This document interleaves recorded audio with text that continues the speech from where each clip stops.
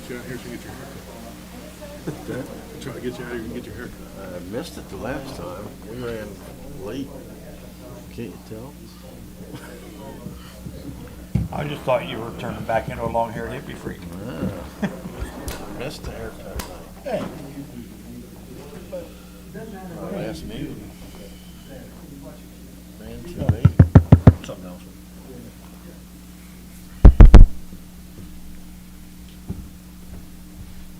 All right, I'd like to call this budget workshop meeting to order. Please rise for this pledge of allegiance. Pledge allegiance to the flag of the United States of America, and to the republic for which it stands, one nation, under God, indivisible, with liberty and justice for all. All right.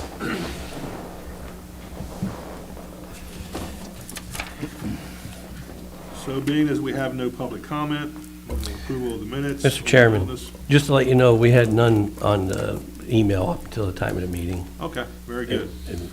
So we're just going to go ahead and start with new business, and the first item is the budget general fund. Tony, do you want to talk about this a little bit? I was going to have our comptroller, Jane, speak to the revenue end of it, please. All right, Jane, these mics are, there's a whole lot of feedback. Yeah. Too high.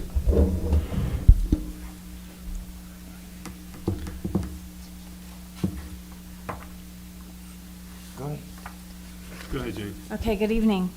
We're going to be speaking to the revenue that's listed in the general fund section of your packet that you received this evening. Okay. The first line item on that, the first grouping is the real estate taxes. Okay. We have the real estate taxes budgeted to be flat this year. While we know that there are new constructions happening in the township, Chewy, Amazon, we know that hoping that will increase. We're a little bit uncomfortable right now budgeting for that increase, with not knowing what it's going to be or not, and whether the bills will be paid in April, because the revenue that we take in for the township for taxes, for real estate taxes, is due April 15th. It's not like it's the school tax due in September. So how far those building projects are along may not justify having taxes paid during the April 15th timeframe. So that was one line item that we had a question about. So we just wanted to make sure that you're aware of that. Okay. The second line item that we have in here then is the real estate transfer tax. We know that we have that budgeted flat also. During COVID, there for a while, there was not really a lot of houses available. There are some new developments taking place within the township. And so the revenue for that is over what we had anticipated last year. Right now, we're at $304,000 so far against $250,000. There are the new developments that they are bringing into the township right now. There are not many lots, I believe, available. I think I had a discussion with Brent on that, about Brent and Marcus, about the number of lots that are actually then available that would be bringing in additional revenue, or homes that would be going up for sale. So there is room if you feel that we would want to increase that. It's just it's so unknown about the growth that we're going to be experiencing, and or the homes that'll be going up for sale. We know as soon as a home goes up for sale right now, it's sold, in days, and actually for more than the asking price. But, it's kind of It's not a sure thing. It's not a sure thing. So that was one of the areas, too, that we had a question on, and we were going to bring it to your attention. Yeah, I just had one comment on it, too. So Redland, the Redland, Red Mill apartments that are going in, it hasn't been approved yet, but even if it does get approved, in the next year, they've told us they're only going to build like 2 of those units at a time. Okay. And so we don't even know if they'll actually get 2 in next year, but if they Right. do, it's only going to be 2, so it's not that big of an amount. Yeah, I don't think there's a need for us to overestimate it. I'd rather stay on the side of caution with that. Jane, go ahead. Okay, then the next one is the earned income tax. And we know earned income tax comes from the residents that live in the township. They don't necessarily, they have to live in the township, they don't have to work in the township, but their earned income tax gets paid to the township. From Cumberland County Tax Bureau that reports the revenue to us, so far we're only up 3% over last year, and we know last year was not a good year with COVID. So it is a sign, everywhere you look, I guess there's people, having hired, they need people for work, but we're only up 3%. So if you're up 3% over last year, that would be an extra, I have that like $30,000 or $40,000. So it's not, so we have it budgeted to increase only the $40,000 or $50,000 over last year's budget. So it's going to be a stretch. It's not, we actually budgeted down from the previous year because we knew COVID had such a large impact on the township. We were actually down 5%, So how do you feel about that 4%, Michelle? Well, right now and actually with Cumberland, we've been up and down. We've been up 6, down, we've been up 6, then now only up 4 and up 3. Now we're getting close to the end of the year. They're giving you year-to-date totals, and year-to-date it's kind of smoothing out. So we're only at 3. And so I probably would be comfortable with the 3%, and not to really do much more than that. So you think 4 might be reaching? I think 4 might be reaching. I would stick around the 3%. Okay. And as people move into the homes, you know what I mean, we will be collecting their income, their earned income, the new developments and things like that. But, I can only base it on what I know right now, so. All right, the next one is LST tax. And LST tax has remained flat all year. That just should, LST tax is a $52 collected from the businesses for all their employees that they have. So again, people are back, businesses are open, but I'm not sure necessarily how many people they have working at those businesses this year. People are having trouble finding help. So it has remained flat all year. So I would keep the budget at least equal to last year. Okay. I anticipate there's probably going to be some change with Chewy and Amazon. We have this here as a note. We were not sure how many employees Chewy and Amazon will be hiring and when they're going to be hiring them. So I don't know if when they're going to be ready to go and when they'll be up totally and running. So. Right. And to full capacity. So with us staying flat, it's probably the safe bet to go there. I anticipate that number's probably going to go up. We would hope that it's going to go up. So we do have that. We're hoping that Chewy and Amazon is, going to help that with the township. Okay.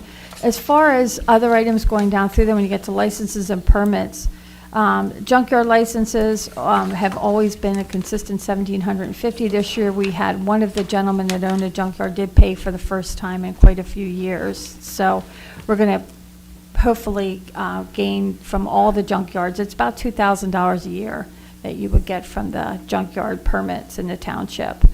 Mobile home permits, again, there's $14,700 when all the mobile home pay for their permits. So those for all the mobile home parks.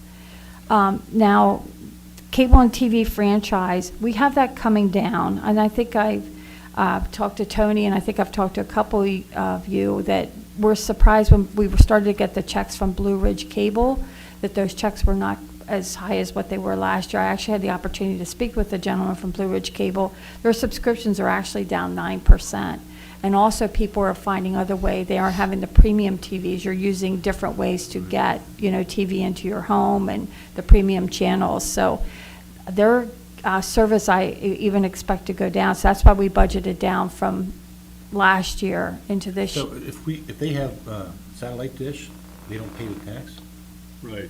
Yeah, they're not part of the It's township. based on the subscriptions that they have. Now, let me ask you this, Jane. Is there a way that we can police that to make sure that those numbers are correct and accurate? They actually sent me a report. I did ask for that, and they did send me a report of their subscriptions, and they clearly are down 9%. How frequently do they give us a report? They're supposed to be giving it to us quarterly, and when we got the check, and we didn't know this.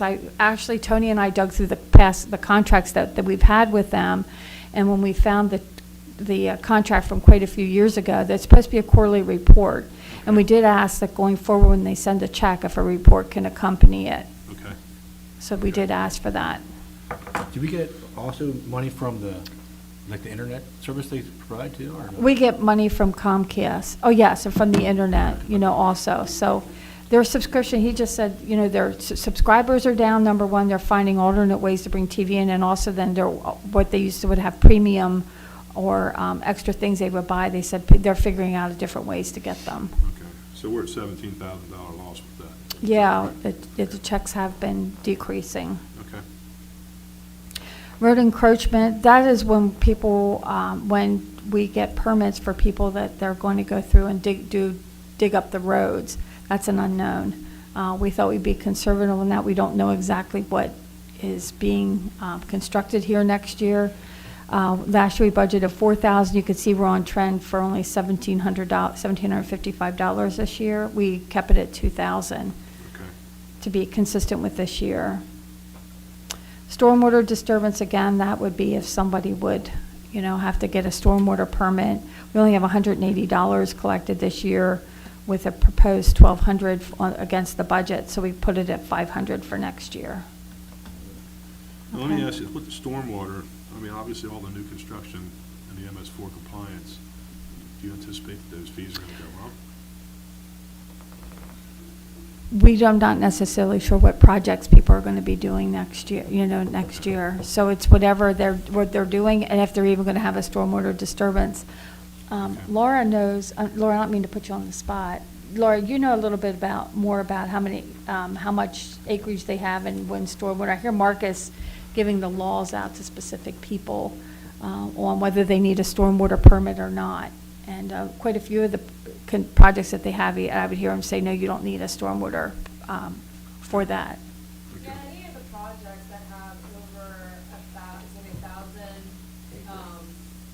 square feet or higher of impervious ground, then they're gonna need to apply for stormwater. Okay. And just a small comment on that also, it's currently at 1,000 square feet, but the state legislature are contemplating making it 5,000, so there'd be less permits got Right, to okay. get. Yeah, thank you. I hear Marcus and Laura and everyone talking, Yeah. so they're more versed at that than I am. Okay. Okay. Now, miscellaneous permits, included in that this year is what you always have chicken permits every year, and we've issued more chicken permits this year than, they've had in the past, and solicitation fees. But included in that is a $25 application fee that people have to pay every time they fill out any type of a permit application. So far this year, we've collected $8,000 for that. So for the applications, and that's been a good thing because, in the time that I've been here, we've had a lot of people in the past fill out for permits and they just never came and picked them up. So all that work that's done, it's a lot of work to get a permit together. That's a substantial amount of money, so I was just, We just added that this year. Yeah, so that's why the budget's been raised to $10,000. The permit could be just for an electrical permit, it could be for a zoning permit, any type of permit they apply for. So that's why we just put it in miscellaneous permits that it Gotcha. goes to. okay. Okay. Motor vehicle violations we're going to keep on track with the budget. We're at 71,000 for this year so far, and it's $90,000. We budgeted $90,000 last year. We're going to keep it flat for this year. And we had this discussion last year during the budget. When we get the reports from the different, from the county and from the state for different violations that they have, there really is only one classification. We put them to PA motor violations, whether I guess it could be domestic violence or things like that. So these are just violations within the township. The only one that gets broken out separate is if you're violating a township ordinance. They do break that out specifically on the magistrate's reports that we receive, if it's a township ordinance. So we do get that listed separately, so.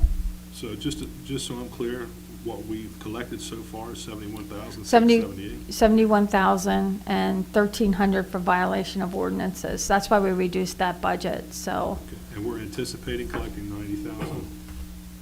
Is that Beside me. Chief, you're anticipating 90,000 for? I am anticipating 90,000. So when that calculation was done, that was done in September, and since then, we've already received 2 checks, I believe, this week, for a total of $8,000, and we should receive 2 more months worth of check, and I'm anticipating if they're equal to, it should be around $90,000. Okay, I just want to make sure that we're staying consistent with the numbers here. And again, that could be not necessarily motor vehicle violations. It could be, other different felonies and things like that that Okay. people are committing. Okay, interest.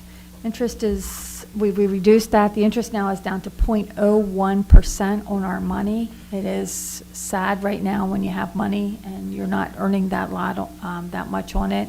There is one fund that's doing 0.05%, but it's dropped even more than last year. So we were guessing it's going to be around $3,800 for next year. That's a big hit. Yeah, that's a very big hit. If you go back to the past, the township got, tens of thousands of dollars for interest, and that's not happening now. Okay, we'll move, the rental of the building, we don't anticipate having any space rented in here for next year for the building. The PEMA grant, in the past, that was money that we received for COVID. We are applying for specific grant monies right now. One will be for FEMA for the cleanup of Ida. We anticipate, hopefully we'll get that money this year in 21 yet. They just haven't declared the disaster, but those kind of grant monies have to go in this classification. So we're not necessarily sure what will be happening next year. Hopefully no COVID and no storms, but, all right. The recycling grant, which is your next line item that has $39,000 budgeted in, they took the recycling grant away for a period of time, and we were informed that it was coming back. And Tony handles that specifically, that application for that. So we're anticipating that it will be here next year. We get about $39,000 from recycling for our residents and then also what the businesses do. Yeah, so the money that you see actual was actually from the year before. If you see there was no money in actual the year before, but we budgeted, it's because the grant submission went in late in the year because of COVID. They left it go until the end of the year. So we didn't get the money until this year that we should have got last year. So there is, Laura did take care of the submission this year, and it's been put in. And that's we don't know if we're going to get that money. I don't put it in here on top of this $38,000 this year. We're just going to put it in for next year, because you don't know when we're going to get it. So there's no guarantee we're getting this?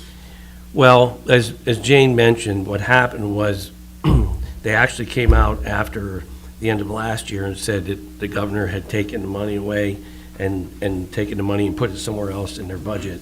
So there wasn't going to be any recycling grants.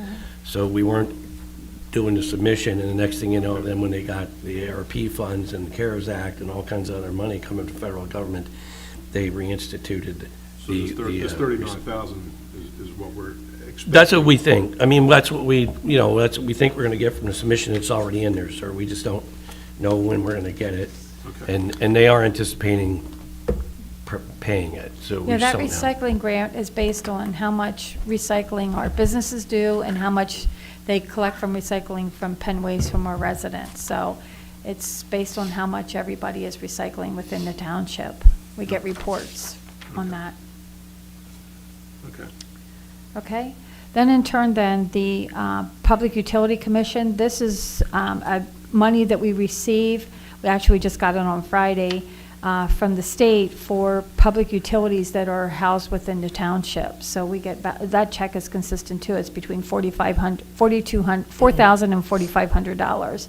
So we budgeted right down the middle of the road of $4,200.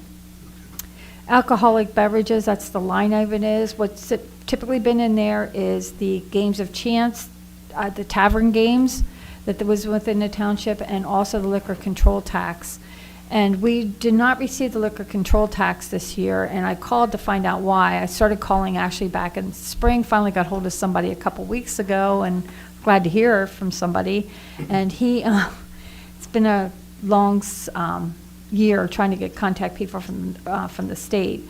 But what happened was I was not aware that the liquor control licenses were waived for 2021.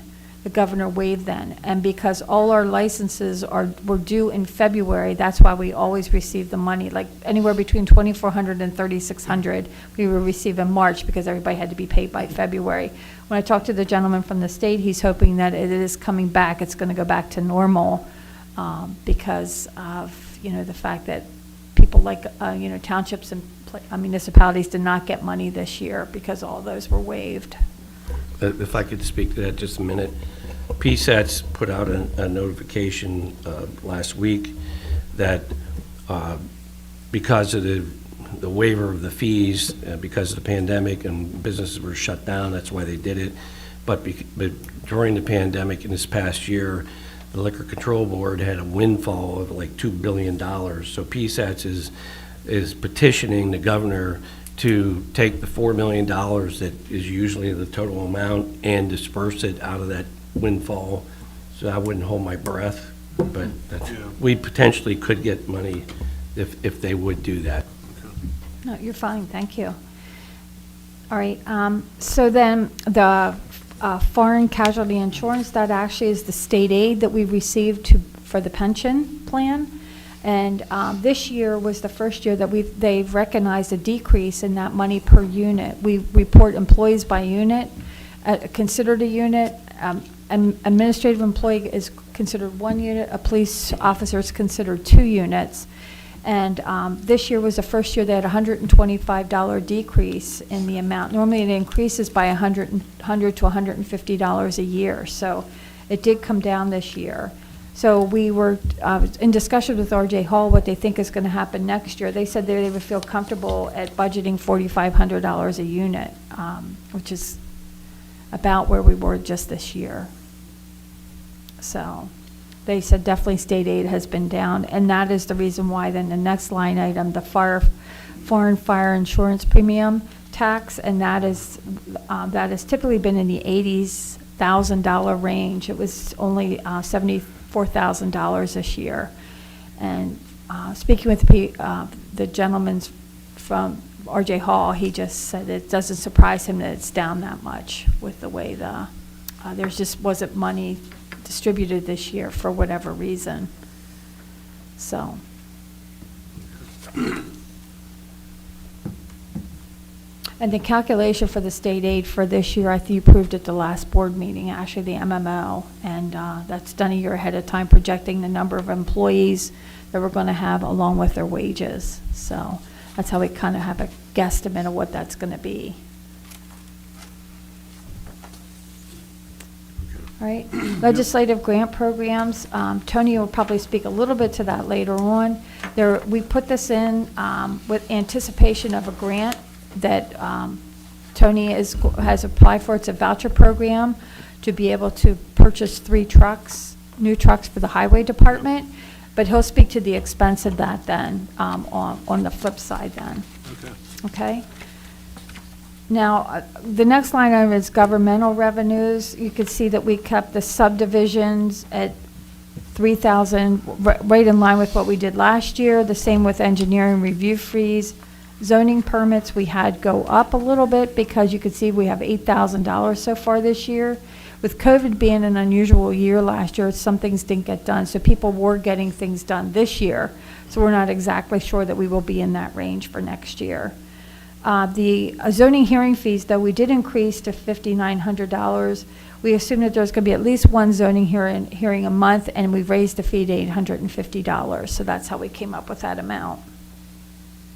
All right. Moving down through there, then you can see conditional use fees is, right now we have none this year, so we just kept it at $500, which is minimal. Hydrant tax water is the actual money that we collect from the residents when you're in proximity of a fire hydrant. That's $97,000 last year. It's $95,000. We know that this sits in its own fund. The funds are clearly restricted on what the use of that is, but it does show up as they consider it general fund money. But the money, though, does sit separate from this, from the regular general fund account. Dave has been bringing us up to speed on the project that they're working on for Suez, adding more hydrants in the township. And if they get done and get complete, we can get the addresses then out to the tax collector to be able to impose the tax on it for that. Now, what happened is again, these bills will be printed and distributed to the residents for your April 15th billing that this shows up on. They're printed and probably done in January sometime or beginning of February to be mailed. So I don't necessarily know that will not happen, in my opinion. I think Dave and I kind of had the same opinion between now and January, so he Probably could not. speak.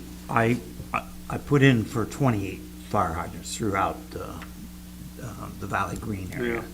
The problem they have is the hydrants are sitting on a lot in Yoakum Town, but they can't get the valves to hook them up. They get a valve, 1 or 2 valves a week if they're lucky, and they've got projects going on all over, so. Yeah. When they get valves, we'll be getting all the hydrants installed, but, so that's gonna be the delay on some of that. Okay. Okay, when you move to the next section of the revenue, it's public safety and fees.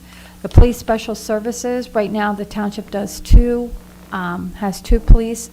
It does police services for 2 of the boroughs. One is York Haven and the other one is Goldsboro. There's a 2.5% escalation clause in over there of what we're collecting this year. So that's what it's budgeted for. And I think the contracts were for 2 years. Am I correct, Tony? So that's why we are 1 year. 1 year. A 1 year So contract. why does that show a decrease of 14%? We lost Lewisberry. The year before had Lewisberry in it, but we didn't lose Lewisberry until after the budget was done. We Okay. didn't know that. So they were 1 year contracts, and will both of them be coming back? I haven't heard anything. As far as I know, they are. Was it submitted, were the contracts submitted? I believe they're multi-year contracts. That's what I thought was a 2 year. No, it's 1 year? It's a 1 year contract, and after speaking at both of them, Goldsboro's meeting was on Monday night, which I attended the week before with York Haven. I provided them with the information that you guys gave me, that you believe it would be a 2.5% increase. However, I couldn't give them specific information until after tonight's meeting, at which time that we would provide them with a contract with that increase, whichever you guys decided to increase it to. But I was optimistic that they will be renewing their 1 year contract with the agency. Yeah, we definitely have to make sure that we address that because for their budgets also. Sure. Okay. Okay, accident report sales, there's one, we use this as a, we get checks from Carfax, we get checks from other residents. Sometimes I think maybe a parking ticket or things like that may get slipped into there. If they come in to pay a parking ticket, it may get put into through that register, so. But it's a small amount of money, $3,000. You can see we've done $2,700, almost $2,800 so far this year.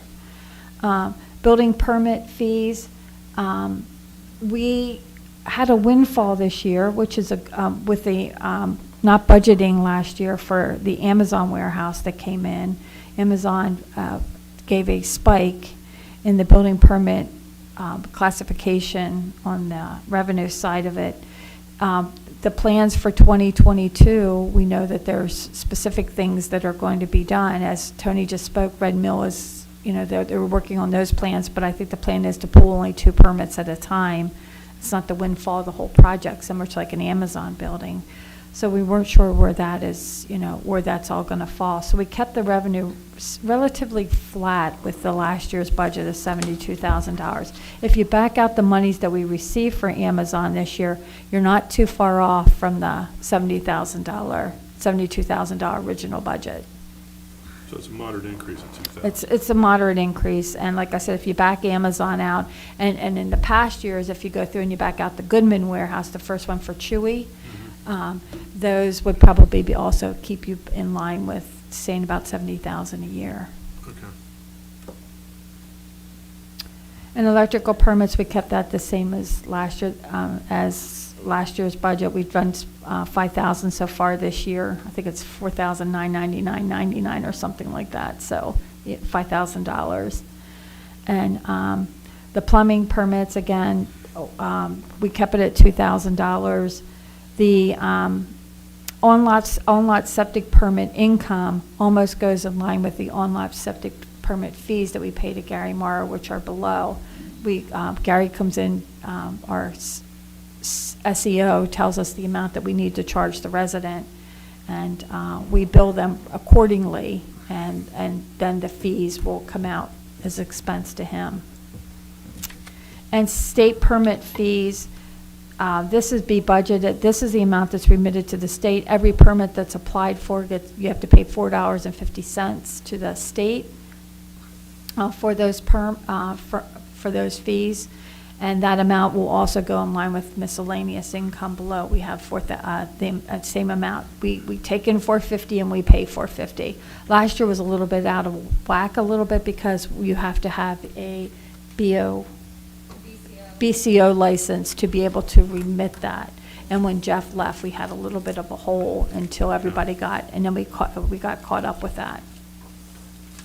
Now, quarterly trash income is about $50,000 from Penn Waste. This year's a little bit different. We have collected over $11,000 plus from residents that were behind in trash. Laura and Gail have done a really good job of collecting past refuse from our residents that were due the refuse trash bill from when we were doing trash back in 2016, 18, that time frame. Yeah, so. All right, dump fee income is $20 when a person comes in and wants to use the dumpster. Up above, they pay $20 and they can dump a pickup truckload of, of household items in the dumpster. Recycling bin income, they come in and pay for recycle bins. You can see we're $71. We have some here at the township, so. All right, other miscellaneous revenue.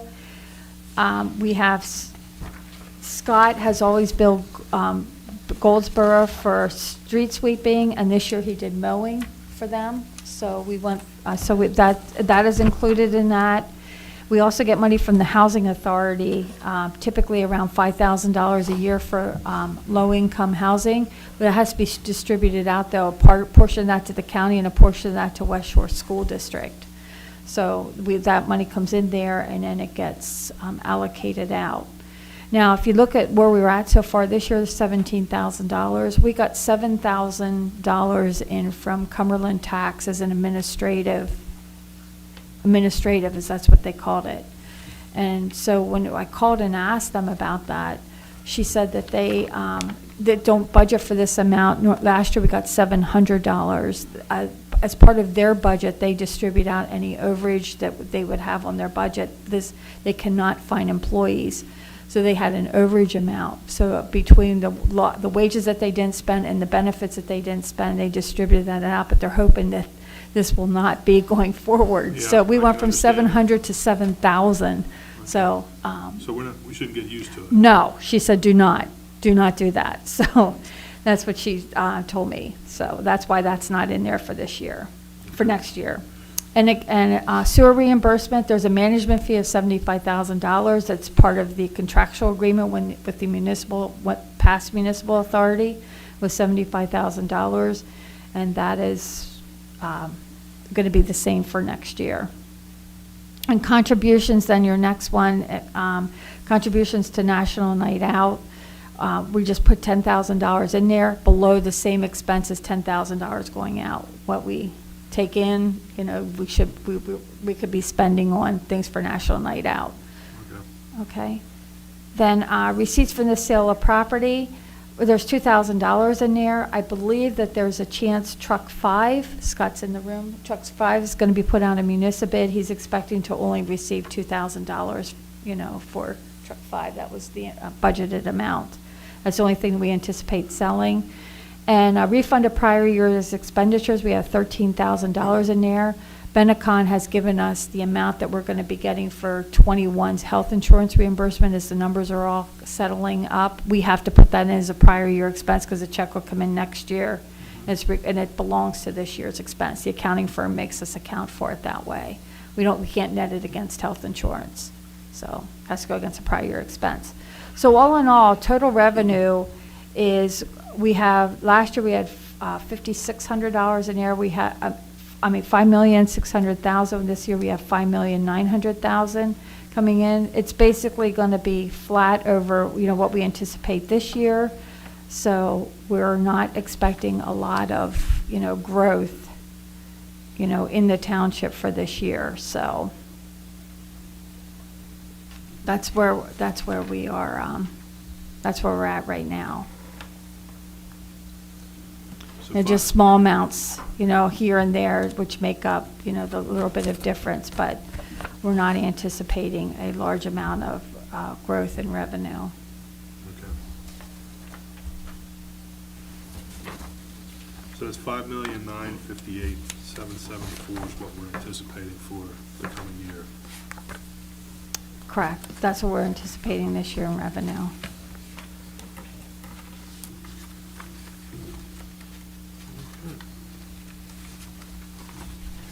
Now, like I said, you're more than willing to make, comments, about that or additional.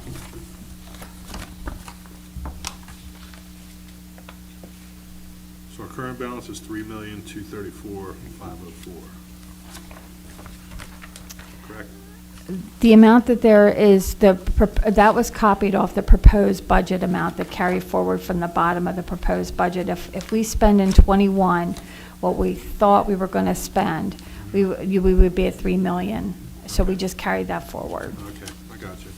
That's the funds available. If we don't spend that amount, of course, we're going to have more money than that. Right.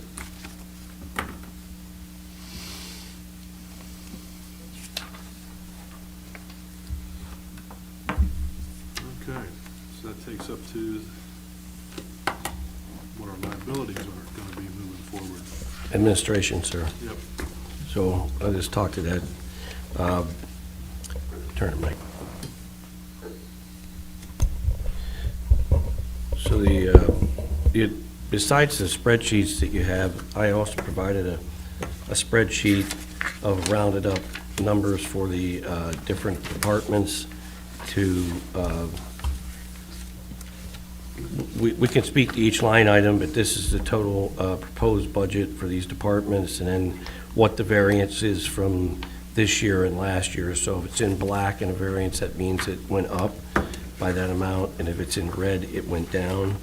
And to the side of that, I have some notes for you as well. Yeah. And the pie chart and the graph is just a visual to kind of give you an idea of the percentages and where whether it was an up or down variance. So that said, that gives you the overall dollar values. I did not put some things in there, I guess, that were very small, but I had most of the hitters that are on the spreadsheets. So the salaries for the supervisors is flat from the 13 grand, and we kind of didn't put any in for meetings and conferences because we had some this year, but we didn't anticipate any in 2022. The administrative expenses, we used 2% increase for the salaries of staff, and then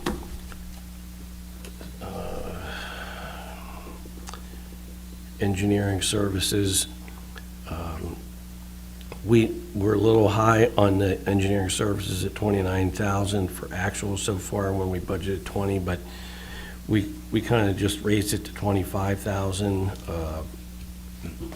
anticipating that it would not be as high, and the engineering services that will be for the new building are going to be tracked under building expenses. So,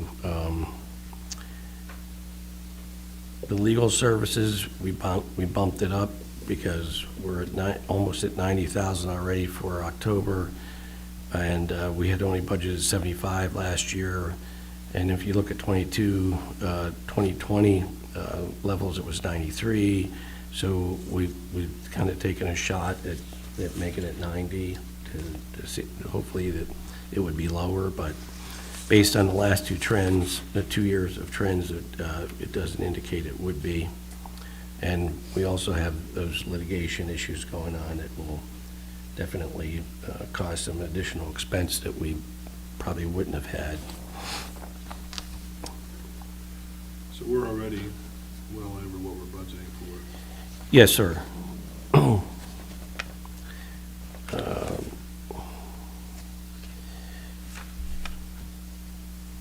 I can see there's a, The other ones are pretty flat. You'll see that the capital improvements, we had budgeted 34,000, and we have not spent any money in that this year, so we kept it at 35 for next year, hoping to make some building upgrades or, renovations. And the contracted services, we are a little higher than what we budgeted in 2021 in actuals, and that's because a couple of things. Contracted services, the cleaning services is more expensive than we had anticipated when we did the budget last year, even though the service that we're using is the lowest cost that I was able to get by getting going through the bid process. Because last year, if you remember, we had the original service, may have been a lower price, but they never showed up and never cleaned the building. So I had to put it out for bid, and this is the lowest. I mean, the service has been doing a good job here. And we also have, under contracted services, Jane, we added the contracted services are a little higher also because of that's the IT. The Hinton Services is a little higher. We also had taken on, changed over to Office 365, which made that higher, but yeah, and the licenses. So, so we increased that budget to kind of come more in line with what we anticipate, knowing the costs that we have incurred this year that will continue next year. And so that's, those are the bigger hitters of what we had in the administrative budget. And the special auditing services is our auditors. I'm currently reaching out to auditing firms to get, because it's Trout, we used to be, well, it's Trout, is a CPA firm that did it, but they had a 3-year contract, and that's up December 31st of this year. So I'm reaching out to get, so we put the figure in that we had, but, we don't know till we get the bids or proposals back to know exactly what it's going to be. Last time we did a 3-year contract, and I anticipate doing that again this time. There'll be a resolution. I asked Andy to put the resolution. We have to have a resolution passed to have outside auditing services, and I anticipate having that on the agenda for October. okay.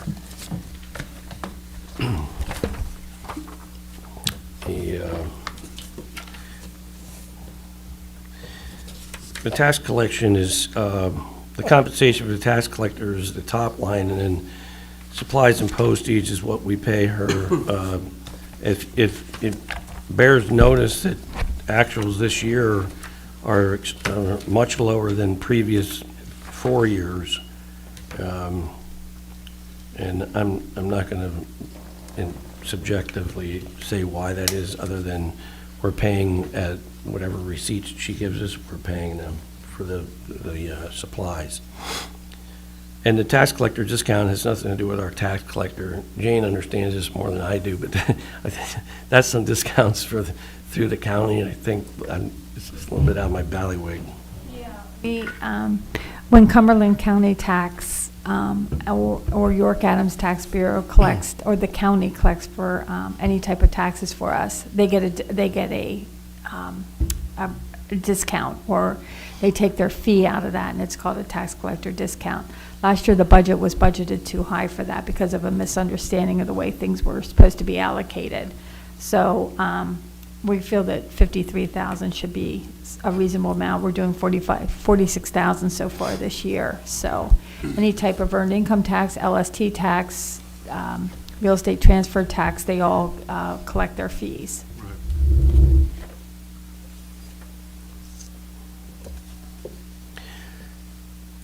The contracted legal, excuse me, and engineering services, that is our codification, correct, Jane? That's the, yes, so we do anticipate finally having it finalized in 2022, and that will be the last payment, the $4,416 in 2022 for the codification, so.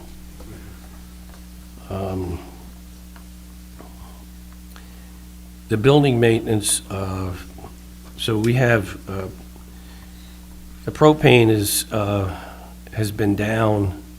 Obviously, it depends too on the weather and the, how much the heat runs and that type of thing, but, and the highway propane, is that in this one too? I'm sorry. Paying for both buildings, and Yeah, we had yeah. 3,000 less, if you call them gallons. Right, and that, I think, is directly related to when we put the door in between the two garages to keep the cold air out of the main garage, and it made it real substantial. And this is a little surprising to me, because we did have a regulator leak and emptied the tank once, so we kind of lost a lot of propane until they fixed that, and we figured out what was wrong. But that's really down in usage. So now that I did have Jane put, we dropped it 1,000, but I kept it at 10 because depending on if the proposed new police building goes in, we'll be heating that, and so that'll be an additional, propane. So we would, I'm just trying to say, we would have lowered the budget for the propane down based on our usage, but now I don't know when the building be done and then when they start using propane. So just kind of winging it on that one, if you will. And the repairs and maintenance, a lot, this is building maintenance, so it does include the highway department building and our building. So there were some repairs done here with the sidewalk, and then the lighting, and then we had lighting and in the highway department, and a couple other, the roof was repaired, and we still have like the ceiling to get fixed over there. So there was, we didn't quite use all the money that was budgeted, which is good, but I mean, you gotta kind of be prepared for some of the, especially the shape that some of the older buildings are in. So the contracted services, we put at 116,000, and that is for the contracted services for the, correct me if I'm wrong, it's for the engineering of the new building. That's correct, right? Yeah.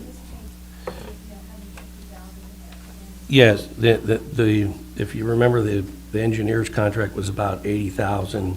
We've already gotten some of that done and paid, and then we're anticipating having about 50,000 left next year.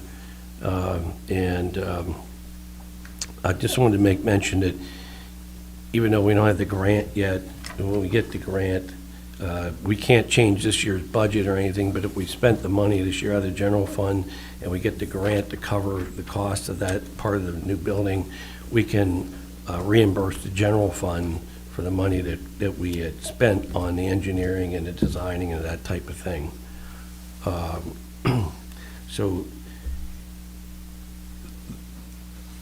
that also, one thing to mention is that we owe the contract for the for actuals this year is that design contract for low bar is 134,000 some change. So that's going to pop in here at contracted services under actuals for this year. And again, same thing goes, that we can reimburse the general fund with that money. Right. And Scott's going to talk to his later. I don't want to steal his thunder, but he does, we still should end up okay. That was unanticipated money cost, but he'll speak to that. There's his general maintenance on the road repair. We didn't do a lot of it, and we may, it's probably going to be a wash by what he didn't do for the monies, excuse me, you'll see show up on actuals. Does anybody have any questions on the administrative part? Chief? Deb?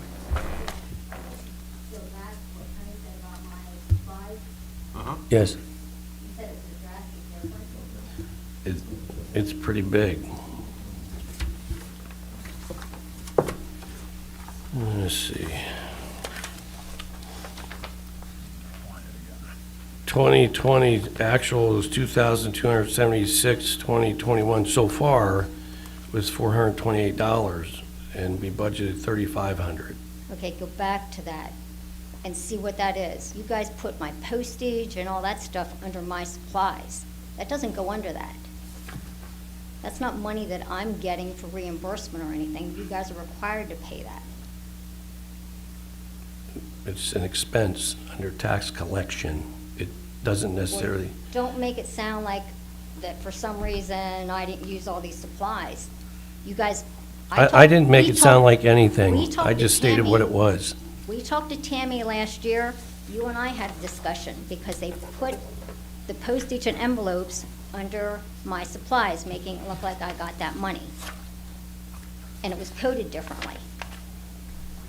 Deb? You remember that? Yeah, well, Deb, can you just, do you know if the county actually sent the bills out for that yet then? It's a good question that you're asking. Out for what? The county last year billed us for postage and for, the supplies for tax.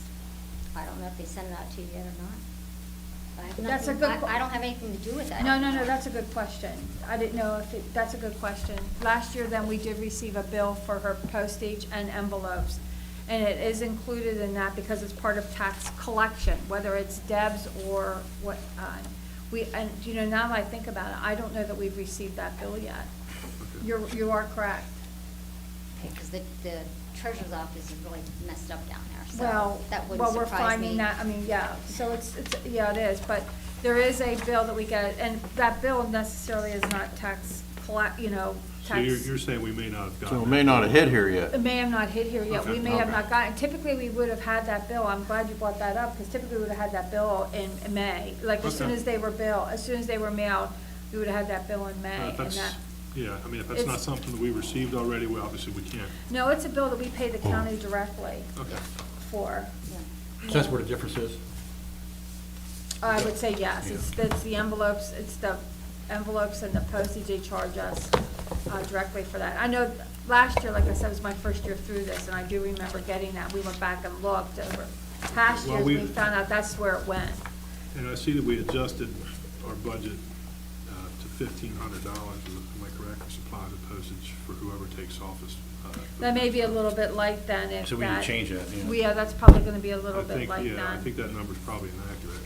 It's gonna be a little bit light then. Yeah, I was Okay. glad Deb brought that to our attention. Well, and that's It why was we're an having- oversight on my part for, I just said, this is what we've paid Deb so Right. far this year.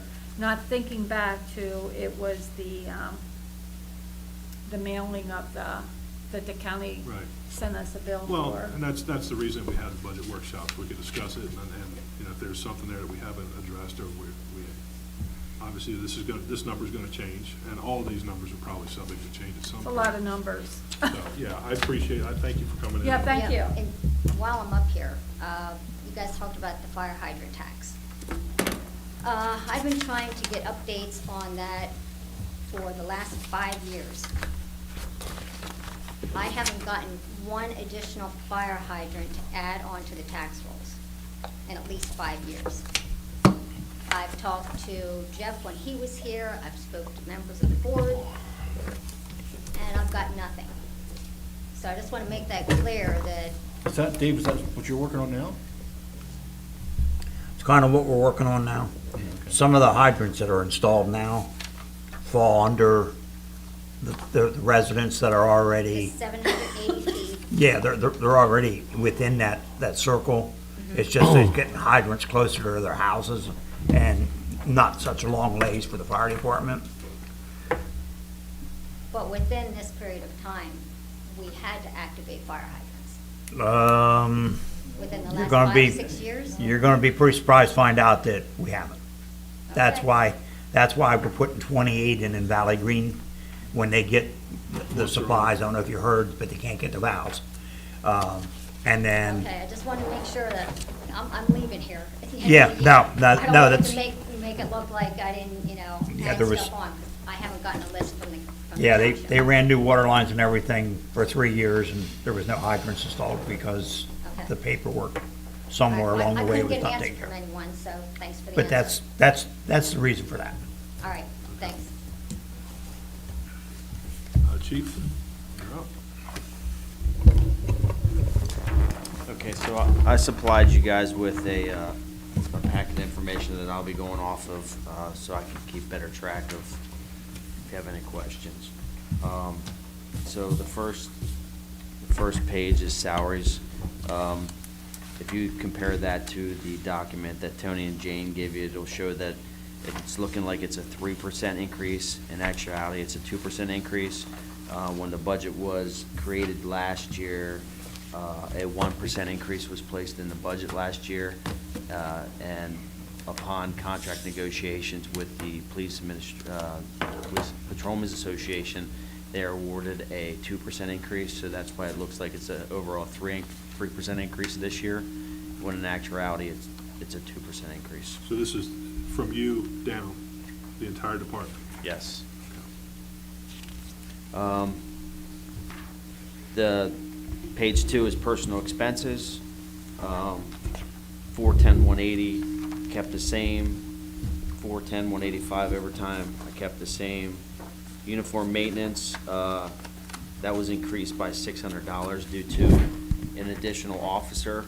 Even though we have someone that's out on workman's comp, I still have to allot or prepare just in case he's back, so it increases the number of officers by 1, which by contract, it's $600 per officer, so that came up by $600 from last year. Health and welfare, 192 stayed the same, kept uniforms the same, firearms the same, ammunition, I increased by $1,000, and that's based upon rising cost of ammunition, which is actually $2,000 less than it was budgeted for in 2020, but $1,000 increased from this year. Minor equipment, I kept the same. Special legal services, I decreased by $10,000. That from $15,000 to $5,000. That's based upon not having any police negotiations with the attorneys, which was increased for last year. The police vests grant, I'm anticipating having to replace 2 vests next year. They're approximately $1,800 a piece. However, we participate in the federal vest grant, and we do usually receive 50% of that money back. It's unknown if that grant will still be available next year or when that gets credited in our account. I believe we just got credited in our account this year for last year's. Yeah, that's what we didn't budget for next year, if you weren't sure if it was gonna be available. Yeah. On to page 3, meetings and conference, I kept the same. And training and memberships, I kept the same. So Chief, boy, we're getting a lot of feedback here. I don't know if it's because of that. Okay. Chief, for janitorial services, 108% increase. Where are we? Item 410-373. Yeah, I'm gonna get to that. off of that. So, Seems awful high. right, so when we budgeted for this year, we were paying off of, we budgeted for what we were paying for our last services. Manager Miller discussed that, so that's what were paying from our first janitorial service. When the township switched to this new company and we negotiated whatever it was with that new company through the bid process, that's what it was increased to. I do not see the bids. They just show up and clean the building. And I mean, based on the fact that we're looking at a new building, is that gonna, that number? I'm just scratching, I'm trying to get my hands around the fact that if we do build this new building, which is what we're anticipating doing, and you have a cost for janitorial services, we're going from a 2,000 square foot facility to an exponentially larger facility. Is that money gonna be enough to cover for those services?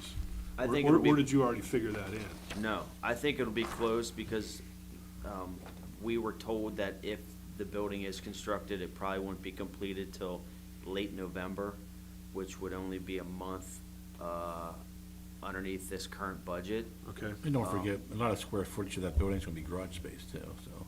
Yeah, so I didn't anticipate bumping up the janitorial services because I don't know when that building would be done if it is done or Okay. constructed.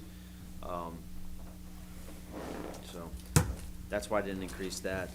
Back to the headquarters and operation expenses, alarm permit and fine expense, I kept the same. Office supplies, I kept the same. Operating supplies, I increased that by $1,000, and that's due to the increased cost for some of the programs that we use, meaning Planet and Powered EMS. Each of them went up a little bit.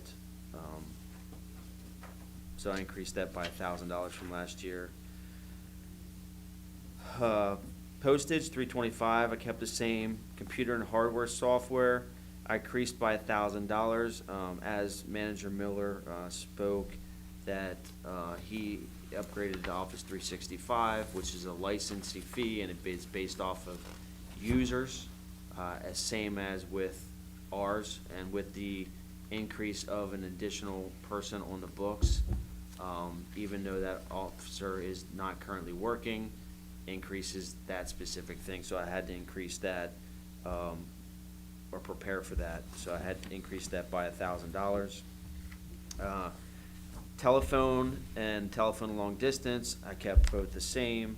Mobile communications, I kept the same. However, if you look at your spreadsheet, you will see that 410-324, we're currently paying $953.18 as of 10/6. That's not a typo. What had happened is when we switched cell phone providers in January, they gave us a credit for each device as well as a credit for activation each line. So we've been working off the credits in which they gave us. That's why our bill so far is $953 versus what we use. But that's gonna go up once, It's gonna go, it'll go back to in line where we usually are around the 6,500 Right. You mark. just started getting normal bills. Yes, we just started this month getting normal bills. okay. So it was a great savings to the township. Communication and radio purchases, I had to increase that by $600. That's due to the rising cost of the LPR and our fingerprint identification scanner. Yeah, I don't see that number here. You're right, That's- 410, 326, No, 29. it's 329, 329. yeah. Okay, Second one. gotcha.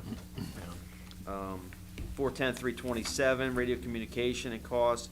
That increased by $1,500, and that is based upon the continuing increase of the contract that we have with York County Control, which we lease the computers from that are in each vehicle.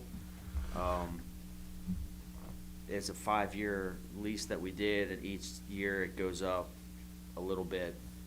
So it appeared that it went up about $900, but when we changed from the Vista Wi-Fi body cameras to the V300s, there was an additional cost per unit, which made up the additional $600. So that falls within that category. That's why I increased it by $1,500. 410-341 advertising, I kept the same. 360 audit fees, I kept the same. Building maintenance, 410-370, I increased by $5,000. Every year since I took over chief, I've been trying to update one computer each year. Some of our computers are 8, 9, 10 years old, with the anticipation of potentially having a new building. Figured I would put it in there to update at least 4 of the computers. I updated 2 this year, 4 next year. That would get us solid ground to be up into the 2022 days and age with computers and software. Going to the 410-373 janitorial service, we already spoke about that. That increased by $2,600 from last year's budget. 410-381. I increased that by $1,200. That is for, so some of the equipment that we had, that we typically used to update, fix, replace in our patrol vehicles, when we were purchasing new patrol vehicles, that was rolled into that capital expenditure line item. So if we bought a new patrol vehicle and we needed a new switch to run the lights, that was all lined up in that category. We didn't replace any vehicles last year, and I was told not to prepare to replace any this year, so I had to increase that money to anticipate that if one of those switches went out, to cover it. Okay. 410-450, that's computer contracted services. That was increased by $500 due to the managing fees of our IT provider, upping their costs like everybody else is. So overall increase from that particular line item was, set of things was $13,400 from the 2021 budget. Again, some of that was based upon the janitorial service, a big chunk of that. On to the next page, vehicle operating expenses, which is 410-221, 410-225, 410-250, 251, 231, and 740. I kept all those the same as this current year. None of them increased. I'm hoping the vehicle fuel doesn't come back and get us. We're hoping that it stabilizes at some point. But currently, underneath fuel, what are we at in fuel? Currently, we're at $26,000 midway through October, so I think it's a safe estimate that even if it does increase by another 30 cents a gallon, we should be safe with that estimate of $45,000. At the later, we already went over the revenue, the $90,000 we spoke about, and the sale of the accident reports. Moving to the next page was, we discussed about the possibility of a 2.5% increase for Goldsboro and York Haven, which would bring Goldsboro's contracted price. Chief, where's per that year. item number at? I don't think she has them broken down, but that was up in the administration portion. I have it all broke down on Okay. this part here, so I can speak to it. So you're back in the administration Yeah, portion? 362, 100. The paper he gave you. You're back in revenue. Right here. Yeah. Okay. Well, That- I'm trying to follow along with this, so when Yeah, you we- go around, it kind yeah, of makes it gotcha. hard to stay with it. With a 2.5% increase for Goldsboro, that would make their annual contract to the township $71,192, and it would make York Haven's contract $76,309, for a total of $147,500 of contracted police services. The remaining part of my budget is stuff that Jane had actually figured out, and that would be the police workman's comp, life insurance, MMO, social security, healthcare, dental, and Medicare. In all, it appears that from the 2021 budget that there's a 9.55% increase. However, that 9.55% increase reflects the fact of the 1% increase in salaries that was not added into the budget. Does that make sense? Which is the majority of that overall expense.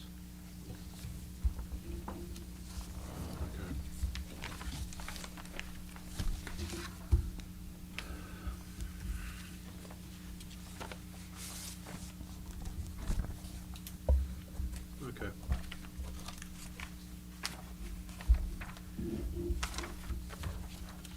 All right, we're gonna move on to highway.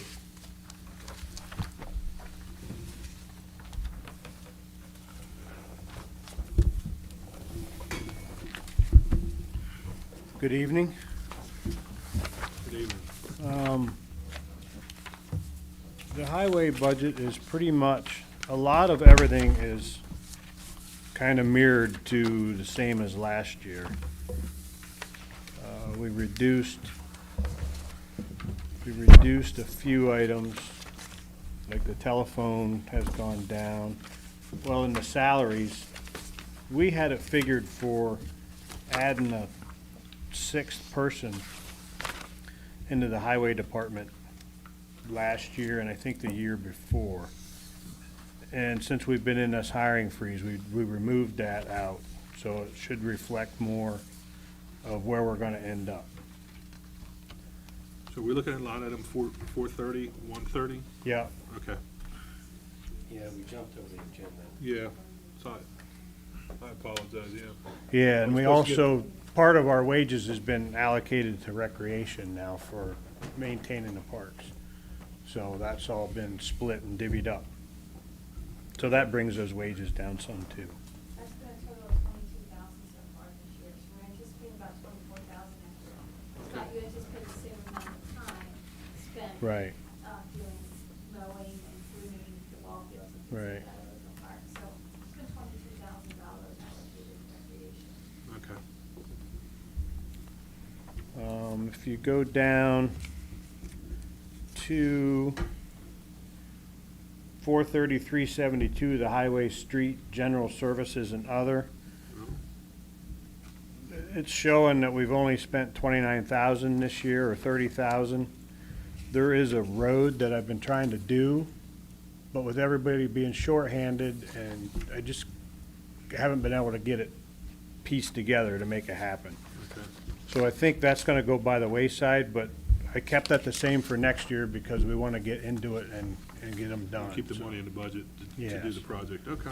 we can't quite make the maintenance requirements with the liquid fuels funds alone. So we have to try to stay about here at 225 for, Okay. out of general fund.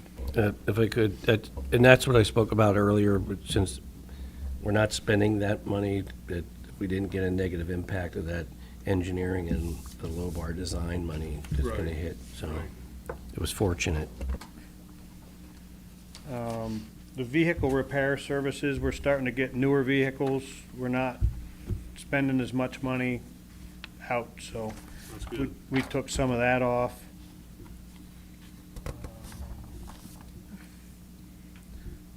Pretty much everything else is pretty close to the same. Major equipment, it looks, right now, there's only $8,700 out for the year, but the new truck has not showed up yet, so that's gonna be another 170 out of that, so that's gonna hit real close.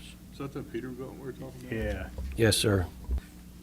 Okay. And if I could speak to next year's budget, the 270 is through the 3 trucks that I have the submission in for the vouchers. So earlier you saw in revenue, 168,000 for a grant. We have to put the money in the budget to buy the trucks first. Then we have to trash the old trucks, make proof of that, and then send it to the state and get the reimbursement money. So it's showing up here as an expenditure of 270, but it's gonna balance out to be about 102,000. Now, if we don't get the vouchers, I'm not anticipating that we're gonna spend that money, so. Okay. And then for next year, we're looking at, of course, putting a brine system in, so, Yeah. to make brine. Yep. So that'll be $40,000. Other than that, then we'll get down to the Social Security and all that stuff, which that's Jane's department. Social Security, Medicare. Yeah, I don't see anything.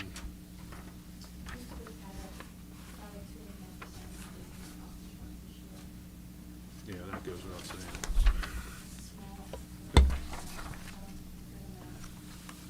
Okay. I'm gonna try to get back into the agenda here. Sorry I jumped around. Yes, sir. I mean, if you're done with highway, we'd go back to fire protection. Yes, that's exactly where I'm going, fire protection. Thank you, Scott. So I can, that starts fire protection with the insurance and workers' comp. It's actually being proposed to come down a little bit based on what numbers we had spent this year. Yeah, and the auto property insurance, you'll see dropped about 10,000. That's directly related to the 2 ambulances coming off. So that was just about 10,000, some change. So we reduced that budget number. The fireman's relief amount reflects that reduction of 11% overall from the state. We had over 80,000, now we get 73 and some change. One thing I will mention to the board, at the October board meeting, the regular meeting, we will have to make a motion and pass this distribution because we only have till like the second week of November to distribute the money. Correct. So Make that'll sure be we on the take that agenda. item. Yeah, then, if that's the way you guys want to make the distribution, then we have to pass that at the October business meeting. That's what we've been doing for the last few years, am I Right. correct? Yep. Yes, we went by the percentages that we Yeah, had. 50%, 25, and 25. That's correct, sir. So again, you'll see that on the business agenda as a line item to make that official so we can distribute the monies in the time frame necessary.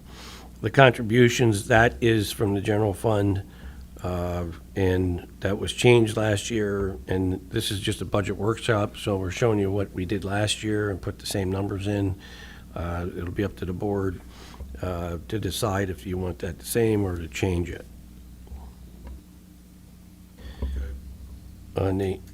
If I move to ambulance services? Yes. Yeah, so you'll see this line, at the first line item, EMS Supplies. We added that because that was the money that we spent to prepare the bay and the loft and the quarter. No? What was it? Yeah, well, it looked like you were saying no. Okay, yeah, that's the money we spent The on the EMS. building, getting it ready for the EMS quarters and the bay and the door opener and that type of stuff.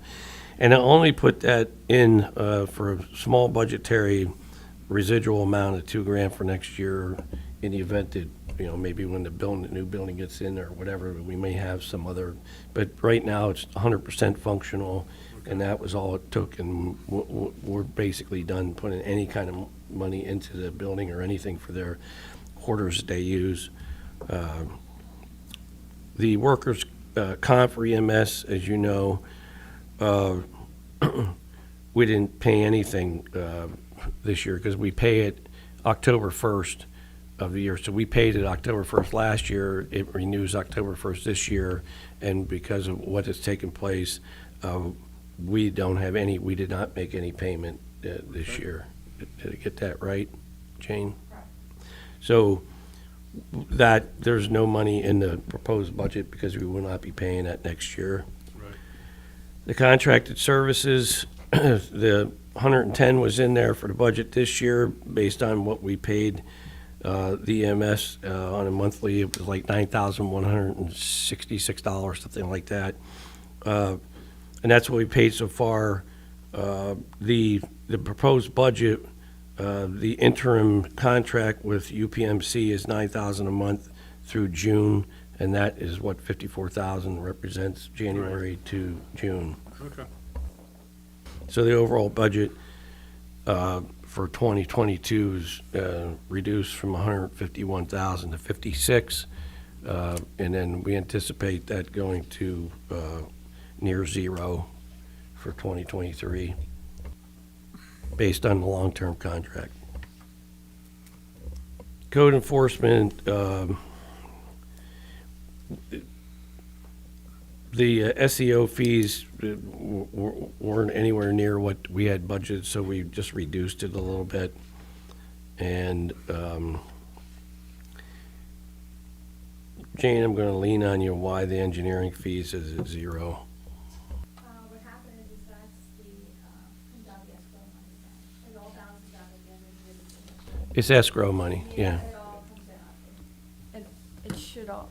It should all come out at the end of the year that, you know, so that's what we're anticipating.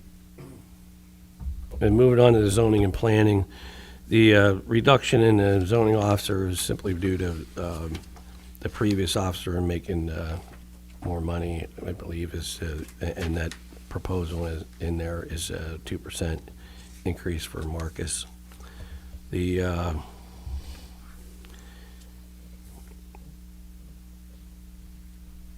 legal services, we jumped it up, and that's the solicitor for the zoning hearing board. It's not our solicitor.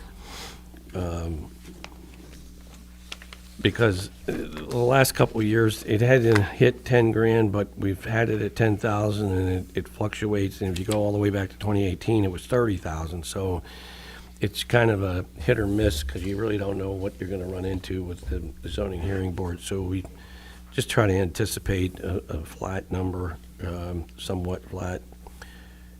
And we kept the advertising the same. And really, last year, Jeff Martz had found a less expensive stenographic service, and so we were able to maintain a flat budget on that and the reduction from previous years until this year. So it's a pretty flat budget for zoning and planning. It's an increase of about $648.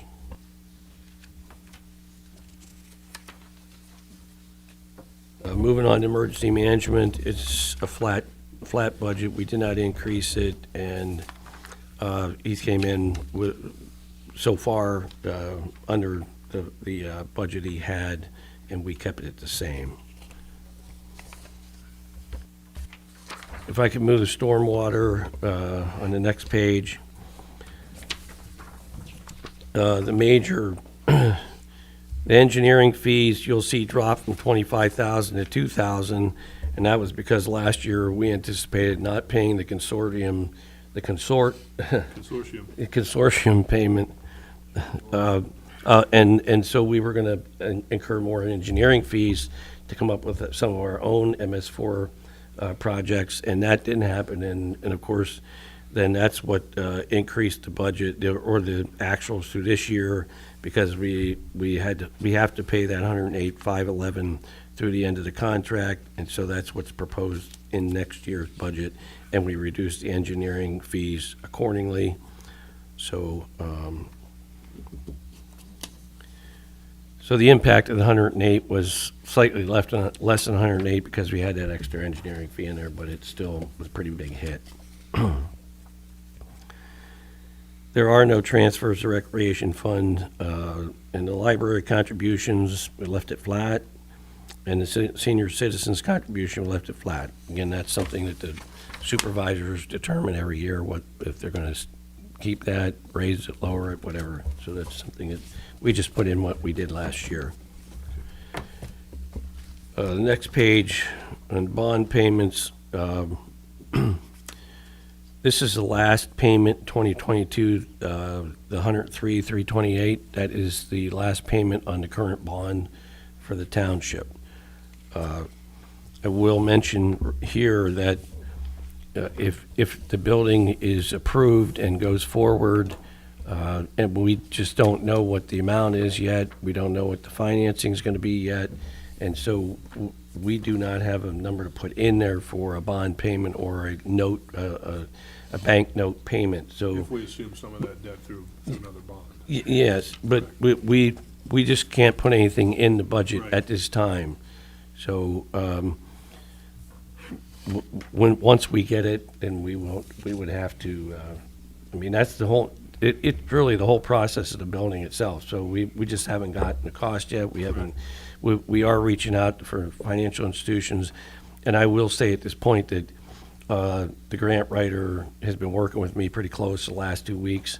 They're really digging in now and getting ready, and that you'll see later on the agenda. We have a resolution that has to be passed to submit for the one grant.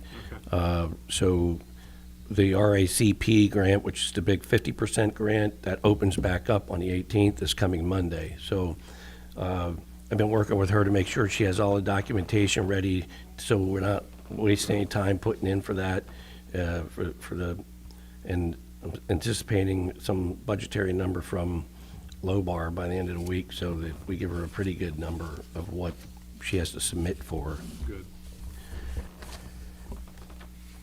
Really, miscellaneous expenses, Jane, you can talk to that if you would. Looks like just bank charges, and I'm not sure what the $1,000, $1,600 of miscellaneous expense was, actually. Expense goes along with the state permit fees that we have for $1,000. The bank charges, we have all the funds now in some type of protection, whether it's positive pay, ACH blocks, so they're protected from any type of fraud. So we pay for those services monthly, and we also have remote check scanning that we don't have to run to the bank now with checks, so we can deposit them directly. Right, and the tax refunds that we have, we get tax refunds to some of our residents. Deb provides those if there's a refund that needs to be done. And also, as I said above, we get the $5,000 from the county for low income. Those monies need to be distributed. A portion of that stays with the township, but some goes to West Shore, and some goes back, West Shore School District, some goes back to the county. So that's what that is.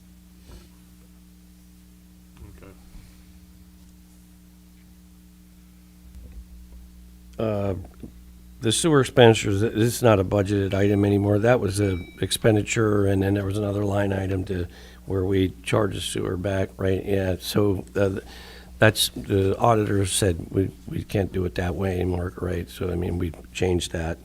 And the insurance is our property insurance and unemployment compensation insurance. Go ahead. I'm sorry, can I interject? PSATs is the one that sets our unemployment comp rate, because we have unemployment compensation is monitored through PSATs. They still do not have the rate yet. So I'm just letting you know that's subject to change. Okay. That's based on the first $10,000 worth of everyone's wages. Okay. So we don't have that yet. Thanks. The benefits, big increase in the Blue Cross Blue Shield. First of all, I think Jane mentioned earlier there was an 8% increase. As much as that is high, last year it was 11, so we did a little better. But unfortunately, Jane reported back from Benetcon that the average was 4%. So it's all based on the usage and the payouts and the benefits that are given out. But the other big increase, and this is administrative Blue Cross Blue Shield, is we had a couple employees leave that weren't taking the insurance, and now we have a couple new employees that do have the insurance, and that's the increase, other than the 8%. And that's the biggest part of the increase in the benefits on that page. 70% overall. Yeah.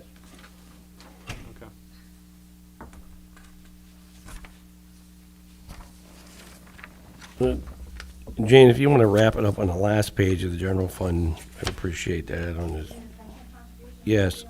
Pension contribution agrees directly with the state aid that's above, okay? And the pension amount then that will be an expense of the township then is divided between police pension amount of the 410, let me find the exact amount. We're anticipating that the expense of the township for next year for pension above the state aid will be $277,000 for the police department and $5,000 then I believe for administrative is what the amount is. And that's in account number 487-160, which is above. But the pension contribution on the very last page of 243 is the exact amount of the state aid. That's the way it has to be accounted for, a state aid income that we talked about earlier.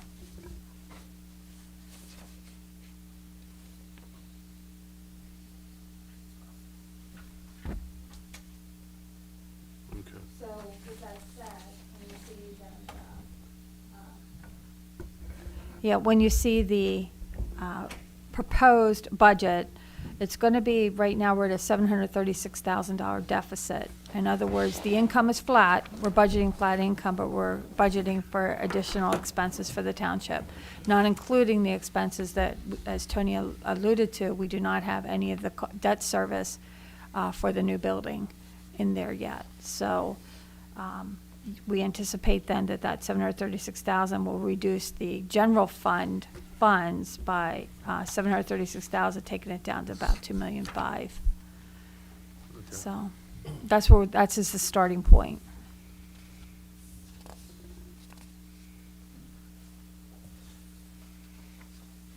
Okay.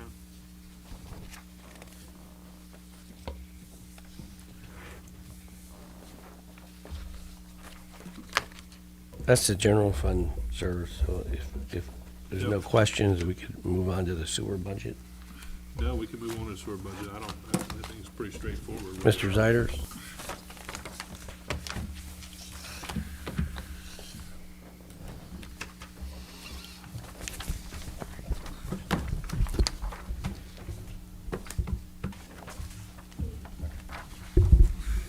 All right, so when you look at the sewer budget, basically the first page, You're good, you don't That's- have to be right on top of Yeah, it. yeah, you push it back. so the first page basically is revenue. A lot of that's Jane's numbers like sewer rent and stuff. The only one I want to point out would be the tapping fee income. It's line item 364.130. We have it 175,000. That's basically like 35 EDUs. And that's basically for like the single-family homes that are going into Lexington and Woods Phase 3. I expect about 35 for that. If you look back, this year is really high because of the warehouse projects. So that's really inflated, but we won't have that number again. So, other than that, unless Jane has anything to talk about for revenue. I did, just the Ida, the Ida storm repair compensation. We just don't know what it's gonna be right now, so we, in fact, I've been waiting for the federal government to declare it a federal disaster, and then we can put in the application that we're going to ask for money, and then you have another 30 days after, it's 60 days total to actually compile all the losses that we had that we're putting in. So that'll be highway and sewer that we'll be putting in to seek the FEMA compensation. So we just don't know what the number is right now, but there will be a number in there. Tony, for sewer rents, Gail's done a really, really good job this year collecting back sewer rents. So the amount that you see this year, the $1,776,000, is reflective of the $150,000 plus, I believe, that she's collected in delinquent sewer rents. Yeah, I know she's been really Yeah, active. we don't necessarily, we're hoping not to have those type of delinquencies next year, so I'm just letting you know that was not necessarily factored into the budget. No, she's done an excellent job as far as getting these accounts up to date. Yes, and just to add to that, obviously, or maybe not obviously, when last October we found that the delinquency was over $300,000, right now, like Jane said, we don't anticipate those numbers rising very high. They're still working on those, some of the larger ones that with payment fees and everything, payment plans, but Gail's on top of it, and we now have it set up with a procedure that if you go 3/4, you get the shut-off letters and the collection letters and that type of stuff, and that's been very effective, so. Brad's been working very closely with Gail to water shut-offs and sewer plugs, so. And, Tony, can we discuss real quick on the income side of that? We have grant money for the sewer build-out for the new building, the expenses. We have $435,000 for grant monies. You want to? Yeah, sure. But that's in the budget for the, again, it's kind of like the trucks. It's the sewer project for the building, all right? That's the money that would be for the extension project for the sewer. But then we anticipate the grant monies to come in to pay for that, so. I think he has it on the operating, or capital improvements or something. Capital improvements. Yeah, so he has it over in the capital improvements to spend the money, and we're looking at the grant money will come in. And the last information I had, so we worked on that this last week as well with the grant writer, and they're getting ready to submit that, and I don't have a positive feedback other than that she felt we had to do a 15% match on that, so. Anyhow, there's quite a few grants in the fire right now, so. Yep.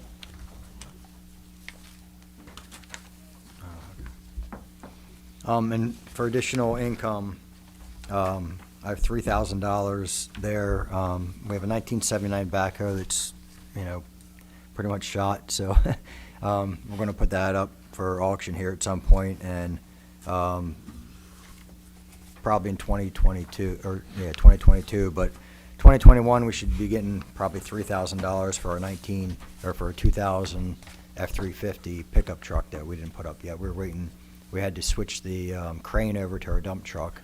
We just got that done, so now we can probably list that here in the next month or so. So on the second page, under capital improvements, the only thing that's really higher is what we just talked about, the 164,063. It's listed under Route 382 extension. That's for the, to run sewer to the township building and the new police building. We have a cost from the engineering firm, $512,000. So, and that's again where Tony said that grant would probably, defer most of that. So, the bottom part of that page, admin expenses. That's Gail and Jane's, if they have anything to comment on that. But I think that's pretty good. Next page, operating expenses. Most everything's pretty close. A few items about a third down the page, 429,463, sludge belt press O&M. We already spent $110,000 this year, and our budget was $110,000, so that was off a little bit. And that's due to we had more flow this year. The landfill and hauling and chemical costs all raised, and they're probably going to go up again next year. And plus with the warehouses and the new homes, we're going to have more flow and more, sludge to produce. So I have it up to $150,000. The next one would be major equipment purchases. That's $429,580. That's $50,000. We only spent $7,600 so far this year, but I plan on buying a tractor for our TV camera, and then also some four-wheel drive type of actual tractor with a brush hog on to mow our right-of-ways. Right now we do it with two walk-behind, brush cutters, and we probably need something a little better. And then that would also use the old backhoe used to push a sludge dumpster up and back. We can use that for that too. So. The next couple go hand in hand. 429,990 and 991 are line maintenance and manhole maintenance. Last year they were budgeted for 4,000, 3,000. I have it at 15,000 and 30,000. The 15,000 is basically we have to do some pipeline mitigation from the last storm. We got some I&I coming in that we, didn't know with all that rain. There's probably places that we never had so high flows before, groundwater table and stuff like that, that we have to go out with our camera and stuff and find some more of those leaks and fix them and stuff like that. So I have that a little bit higher. And the 30,000 one, the manhole maintenance, that's inflated because that used to be on the capital improvements end of it. But then Jane said the auditors won't allow it to be there anymore. It's got to be under an expense, so that number is increased for that reason, to replace some manholes and do some repairs. And then if you look at 429,993, storm repairs, there's no number in there, but that's for Ida. So I'm tracking all the expenses that I'm doing down at the plant, fixing everything, mitigation and everything. Everything that, the damage that was done, I'm gonna have all the bills. This is gonna come out of a line item, and then hopefully we can get it back on the income side as reimbursement, or a percentage of it, so. Other than that, then it goes down to healthcare and all those expenses.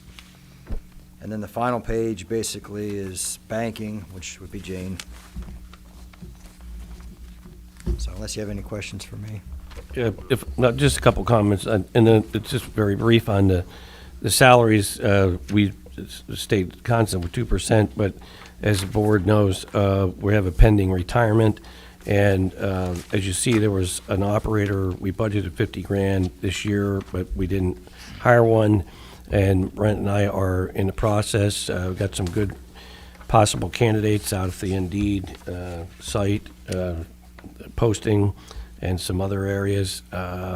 We just started the interview process.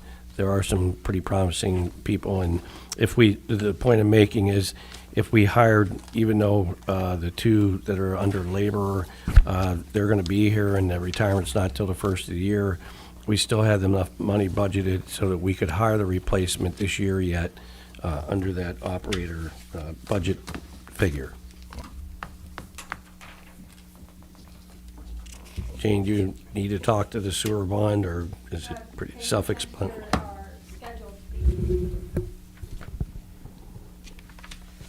The payments next year for the bonds are scheduled to be $915,000 for their debt service, and the interest on the bonds will be about $81,000. So you're looking at $1 million again on debt service for the bonds that the municipal authority has had that now are by the township. So they are anticipating a profit of $59,000, a marginal profit. But then again, as Brent alluded to, there are some numbers in the 164 section that necessarily will not be done. So. In the last page with the sewer is the Janney Fund. That's the and money that's invested. It's sewer money. We had anticipated a $3,000 interest earnings. It's about $2,000, and as Jane mentioned earlier, the interest, as everybody knows right now, is very, very low. So we dropped that with the total income on that fund. But as you see, there was we're going to end up with $1,137,549 that's available in that fund for sewer as well.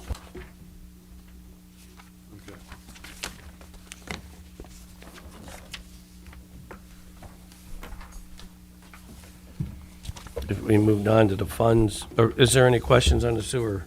Nope, I don't have any. Anybody else have any questions on it? No. Thank you, Brent. I'm going to let Jane speak to some of these funds as well. All right, Jane. Okay, the first fund that we'll be speaking to then is the liquid fuels. Okay, and Scott's still here to speak to liquid fuels, but I could tell you that we have already received from the state that they're anticipating paying us $537,000 next year for liquid fuels money. That money, after all the reports are filed in January, that money should be here in March sometime. So, all right, so I will give this to Scott about the expenditures then. Yeah, so a lot of this snow plowing stuff, as you know, is like throwing a dart. So the salt, we have figured at $100,000. we spent 54,950 last year in salt. That was 60% of what our contract was for.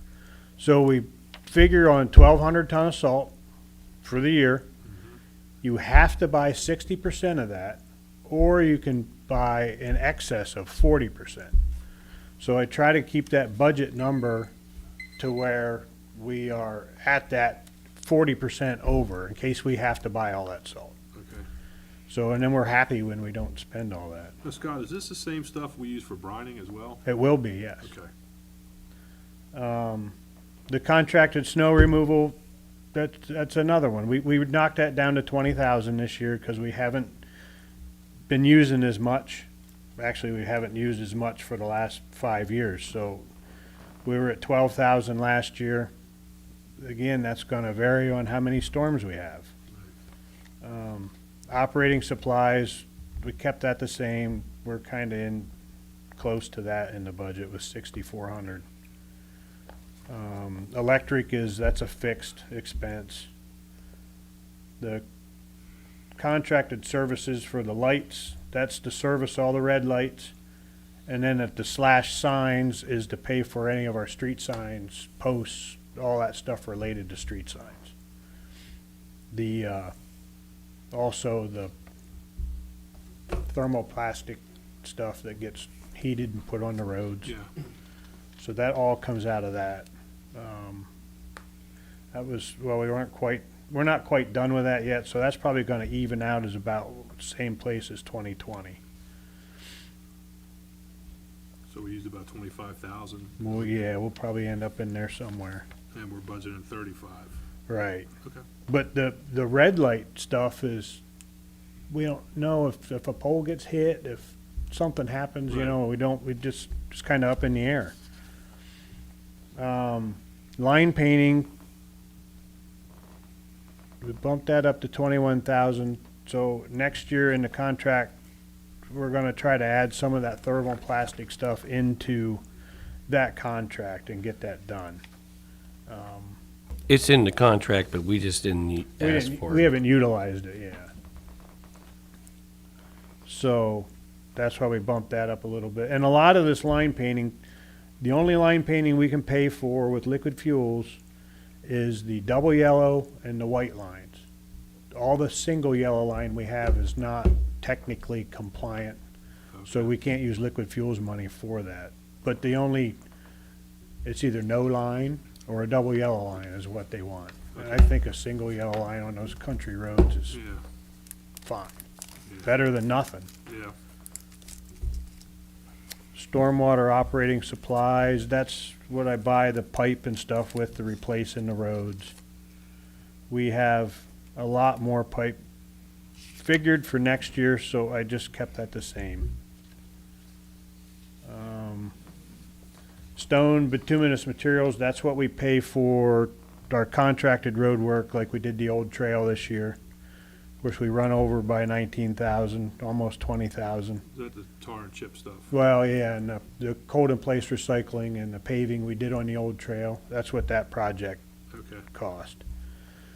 Next year, I knocked that back because we're gonna work on some sealing again and a couple smaller projects. We gotta I wanna try to build this account back up some because every year we keep spending out of it. And we need to have a little buffer in there.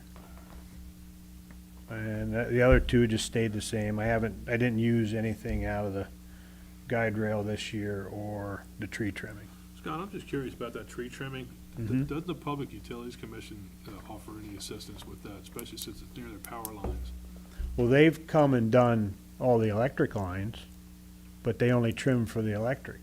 They don't do anything for anything else? They won't do anything for us. Now, we did a bunch of it on our own last year, and we're gonna do a bunch more. We're swapping equipment with Conawago, and they have a bucket truck, so we can use that, and we have time we did, 3 or 4 roads this year with these bridges closed. Yeah. Opened them up, so we had better visibility. So we're working at this winter we'll do some more of that. Okay. But that's just in case we have to get somebody in to handle a tree that we can't handle. Right. so. But we got enough country roads with those kind of trees, for sure. That's for sure. So unless you have any other questions for that, No, I don't. do you want to go into the recreation then, since we're right here?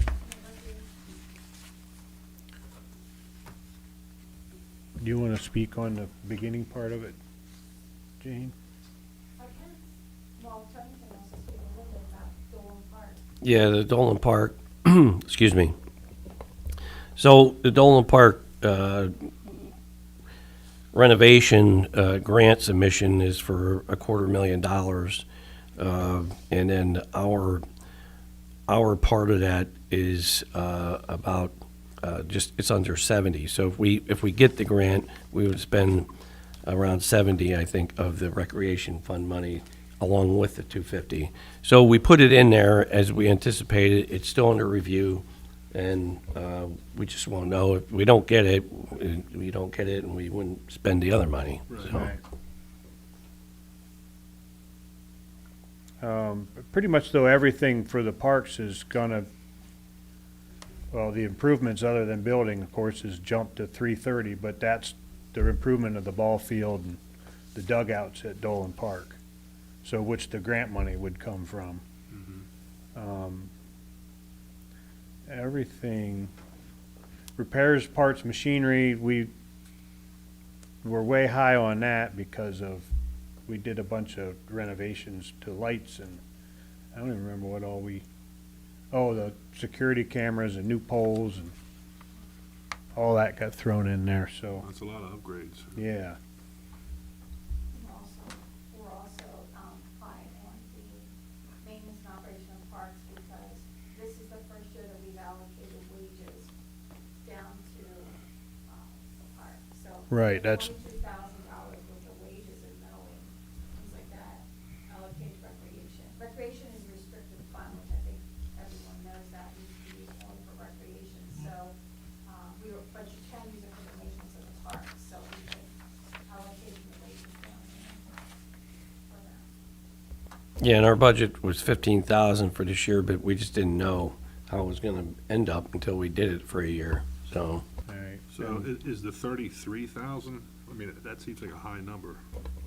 I don't believe so, sir, because it's 24,000 some change so far, and then there's still going to be more wages against that for the rest of the There's year. another month and a So half of we're going to mowing get probably close. yet. Okay, And playground mulch. okay. Yeah. Playground mulch too this year. And also, we were able to allocate also the insurance, the general liability and the property insurance, property referring to the cost of insuring the pavilions, the tables, playground equipment, and the general liability now. Also, those fees are now being allocated to recreation instead of out of the general fund. Okay. Excellent. So that's new also. $3,000. Yeah, and the mulch, we should be good on mulch for 2 years, and then we'll have to Yeah. do that over again. So. Any other questions on recreation? No. So Fliggett? Okay.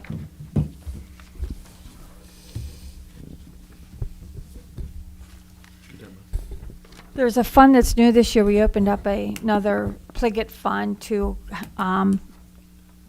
bank the ARPA funds that we received. They have to sit in their own separate account. So as I think we reported at other meetings, we received $833,000 this year, and we anticipate receiving another $833,000 next year.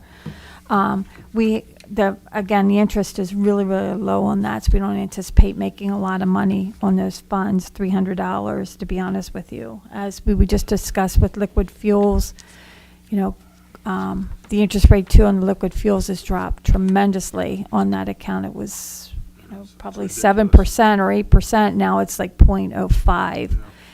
So you're not making money on interest, and of course, and you're not their allocation of the state aid money has come down. It's like 600,000 quite a few years ago, and now you're down in the 500 range. But with that said, we just met with Zelenkovsky about how all these monies can be spent. You know, you have a commitment to 2024. So right now, all we're anticipating is just having the income for the money. We don't have the anticipation to how the money will be spent, because that is also very restricted money. Yeah. Okay?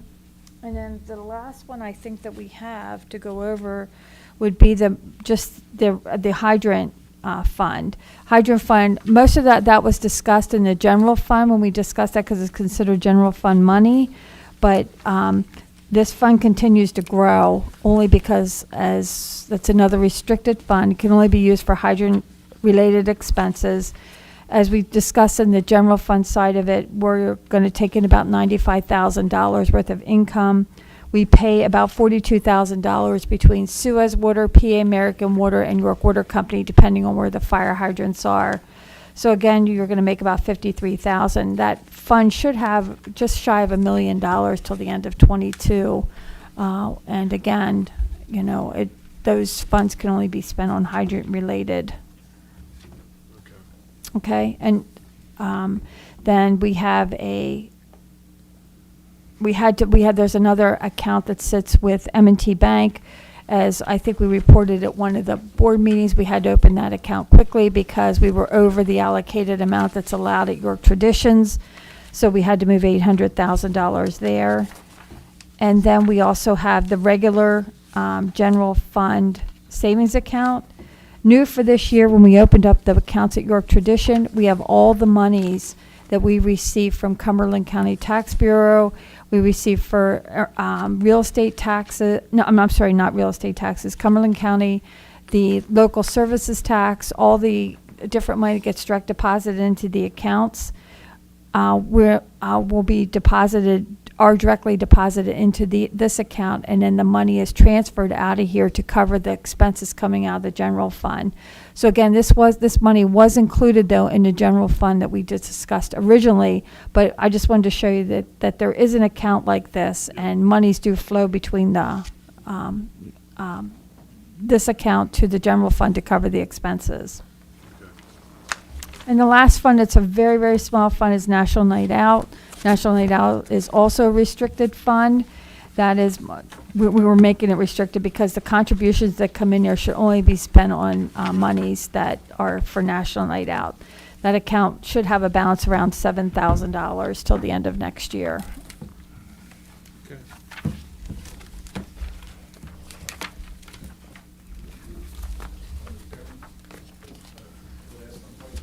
Sure.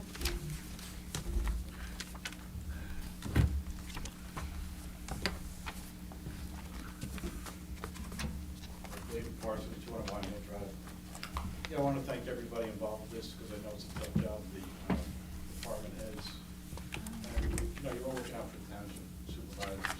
It's not easy to come with figures. And we have to remember, you know, the budget is just a moment in time. These are estimated figures, estimated expense, estimated revenue. They're not exact. And that's the way you do the spreadsheet for 3 years, you know, to give us a history of what's going on. So you can see the act, you have the 2018, 19, and 20 actuals. Yes. Mm-hmm. Actually up to October 6th, actually, so I mean, that's very good. So, but I think this year it cost me about a $500,000 deficit, because the revenue's $5.9 million, but the expenses are about $500,000 more. And then, yeah, the general fund, yes. Approximately. On the general Correct, fund, yes, yes. Yeah. So, and I noticed when you're going through the per capita tax, which we had up to about, I know Brent, he remembers, big thing about 4 years ago. At that time, it brought about $45,000 to $50,000. I remember at a public meeting, I was the only one who said, no, keep the per capita tax. I know there's a big thing with, you know, tax bucket, but have you considered maybe a per capita tax, maybe $5 or $10 per person to generate some? Because I'm looking at this about a $500,000 deficit. Right. Even though it's another, whatever that amount would be, it might help reduce the deficit. No, I know what you're saying, and honestly, we haven't had that discussion yet. Obviously, this is very preliminary as far as, it's something we can certainly have a discussion about. I appreciate you bringing that, you know, to the forefront for us to put some thought into. Yeah, because I mean, you're not talking about a lot of money, maybe 5, maybe 10. I mean, Brent, he knows. Yeah, I think it was- Good input. It's like $46,000. Approximately. I think it was like 46 or 48. Pay a salary, not just salary, but salary and benefits and, Well, it hasn't been here since 2017. The residents has probably increased too, so it could bring in more. Sure. I mean, there's a lot of things that we definitely have to discuss, and like you said, I look at a budget, especially our initial proposals here, this is a wish and want list, if you will. Right. So we're gonna definitely take a look at it, and do our due diligence, and comb through it to see where we can make some savings, if there are any to be made. But certainly some. And then about these junkyard permits, there's only one owner only paid for this year. It's like this. No, first- no, no. This One first year. owner paid for the first year that he hasn't paid in a long time. So all the junkyard permits have been paid, but it's No, an not all. increased. Not all of them. Well, I Yeah, mean, there are one or two. One of those probably hasn't paid. have they been paying throughout the years though? Progress? He paid. He's the one I was referring to. He hasn't paid in years. That's why it looks like it increased from like How many 1,800. paid, he's not approved?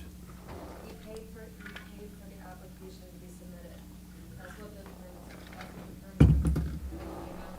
But he can't be approved, so how do you do that? I don't know. I know he paid for, Huh? He did not get approved.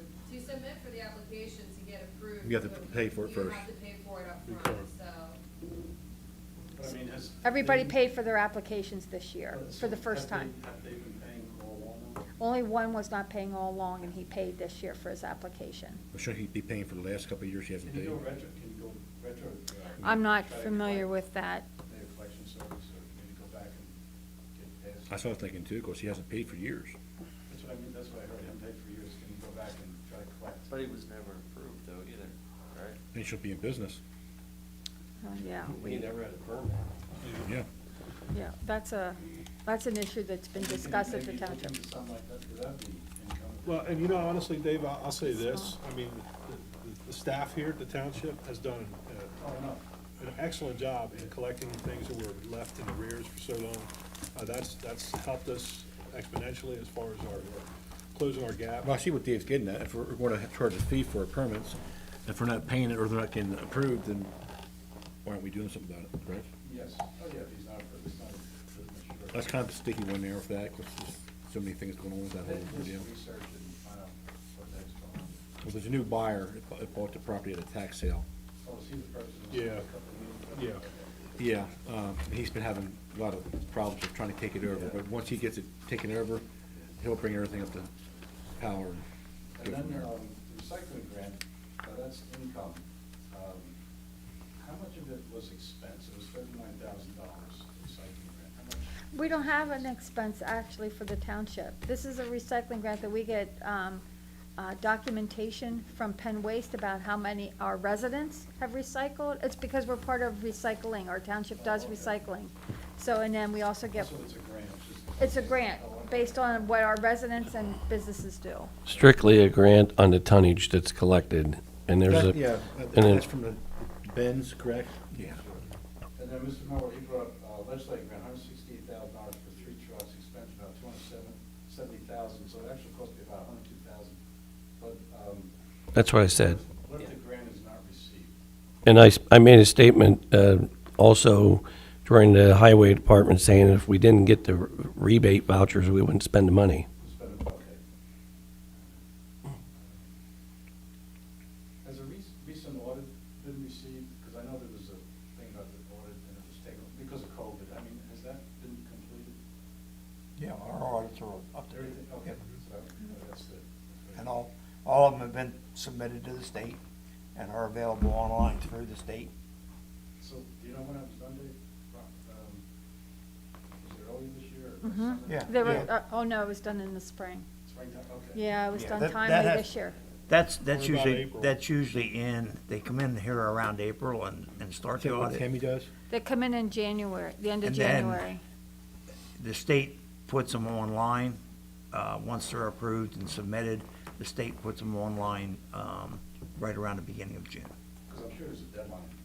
Yes, Yeah. and we've met all the deadlines on all Yeah, of they're a that. little behind schedule, I think, Yeah. because of COVID. Dave, last year it was delayed for COVID. This year it was not.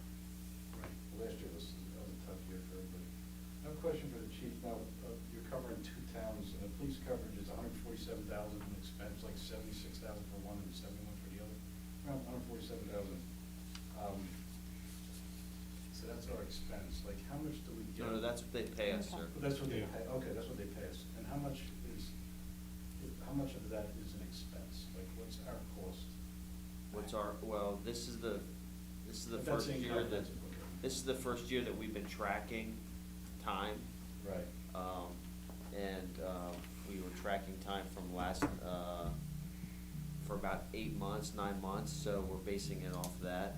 However, that figure there is what we were charging them last year with a 2.5% increase. Because I know when, you have other majors, you go to these towns, and they're trying to keep their expenses down. Oh, absolutely. It's Absolutely. It's like, it's always that, you don't want to charge too much, because it was 3 towns, now it's 2 towns, right? Exactly. So besides Newbury, yeah, I know, it's always, Well, we want the Newbury Township residents have to pay for everybody else, that's what we're trying to get oh, at. that was it, sure, oh, definitely, yeah, definitely. And the fireman's relief is an expense, I might have missed it. What is the revenue line item? The fireman's relief is the revenue line item. It's called fireman's relief, and then, yeah, there is. The line item for that would be called fireman's relief. And then the expenses are the allocations then to the fire departments below. Yeah, it turns out to be a wash. It's a complete wash, yes. 70-some thousand is what we budget in. Okay. And I might have missed this too, pension contribution expense, there's probably a line item for that too. Yeah, there's a line item for a wash of what we anticipate to be state aid, which is $243,000 in and out, income and expense. And then there's 2 line items, one for the police at $277,000 of an expense and $5,000 for administrative. I figured that'd be- Correct. And last thing was, I know you're doing a good job, most people collect the money for delinquent, was it the sewer they collected, or the water? Sewer and trash. Right. Are there any other utilities with largest thing balance you could figure out, water, sewer, taxes, and trash? Are there any other large, because one was mentioned, the $300,000 delinquent sewer bills. So are there any other utilities that have large? That's what it started out at last That's what year. it started out as, Right. and they've collected 150, almost 150,000 of that.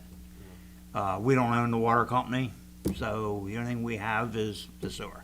Yeah, I was reading that if somebody gets around $400 owed, instead of, so you're working with the people, which is good. Oh, yeah, yeah. But besides that, are there any other, like the other utilities? Are there any other? We don't large- collect any other utilities other than sewer. And when we talk about trash, we haven't done trash for 4 years. 4 It's been years. 4 or 5 years we haven't done trash, and they're still collecting back stuff from that. Okay, so it's only the sewer would be the. That's the only utility we deal with. Taxes, I guess, right, would be another one? What's that? Taxes, Taxes. you say taxes already, I don't know of anybody being in arrears with those, but If they get in arrears with them, the county sells it after 3 years. and they can file a lien with them. They sell them after 3 years. We do the same thing on the sewer. We put liens on properties if they get so far out. No, it is good, so, and then, what was it, fees, like, on the different businesses, that, would you consider raising, any fees? Like maybe, I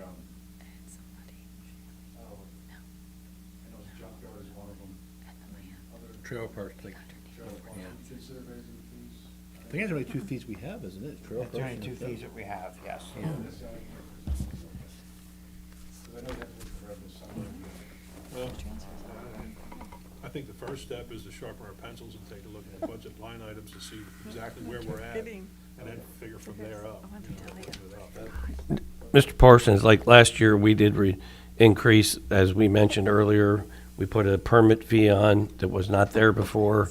That increased in revenue. It's not a lot, but we weren't getting anything before, and as Jane mentioned, we did all the work, and then people just wouldn't even get the permit, wouldn't follow through.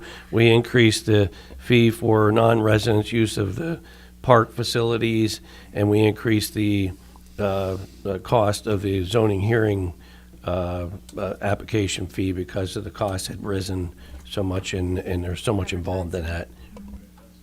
And then, what is ARPA, what is that, that's an acronym? American Rescue American Rescue Plan. It's what the government's, Oh, government's okay. accurate, Oh, is that- yeah, similar to CARES. Okay. Well, thank you very much. And, no, it's good everybody's doing a good job. So, Thank you. Thank you, Dave. Well, if we have nothing else, We do have one other item. yes. Is the resolution, I need a resolution passed. Resolution 2021-15 is a resolution for the township to submit for grant monies from the Department of Community and Economic Development, and this money is towards the sewer project. I'll make a motion that we approve resolution number 2021-15. Have a second? Second. All in favor? Aye. That's all I had, sir. At this point, I'd like to make a motion to adjourn. I'll second that. All in favor? Aye. Aye. Meeting's adjourned.